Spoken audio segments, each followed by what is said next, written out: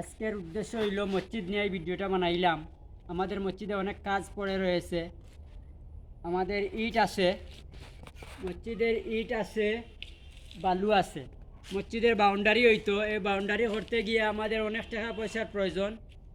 আমরা পূর্বগাঁও পুরাতন জামিয়া মসজিদর কাজ হইতো, বাউন্ডারি না হইলে এই মসজিদটা সৌন্দর্য প্রকাশ পান না। আর একটা গেট হইতো ওখানে মসজিদের সামনে, এটা গেট পুরানা গেট রয়েছে, গেটটা নতুন করে হইতো।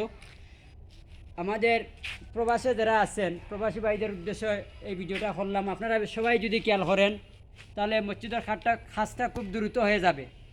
আসলে আপনারা যদি খেয়াল না করেন তো এই খাজগুলো না অনেক দিন ধরে ফড়িয়া রয়েছে, ইট বালু পাত্র সপ্তাহ উঠোয়া এমনি হুরতাইতে এইটাই ফেলাই অনেকগুলা নষ্ট হইতে আছে। আমরা ইট সাইডে দিয়ে দিয়া রাখছি আটাইয়া। তো আসলে এইগুলা কতদিন রাখা যায়। আর এটা আমরা বাঘা ইউনিয়নের মাঝে বাঘা পূর্বগাঁও পড়ছে, এই গ্রামের মসজিদটা অবহেলার মাঝে পড়ে রয়েছে। আপনারা সবাই সহযোগিতা করবেন, যে যেখান থেকে পারেন সাপোর্ট করার চেষ্টা করবেন, যার যারই সাধ্য মতো সাপোর্ট করবেন।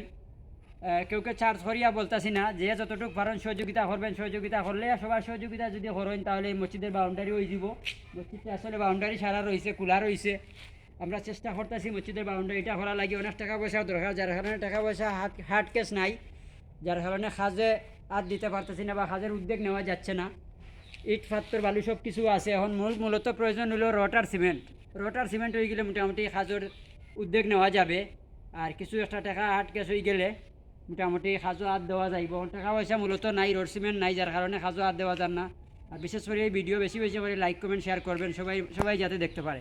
ওকে, আল্লাহ হাফিজ।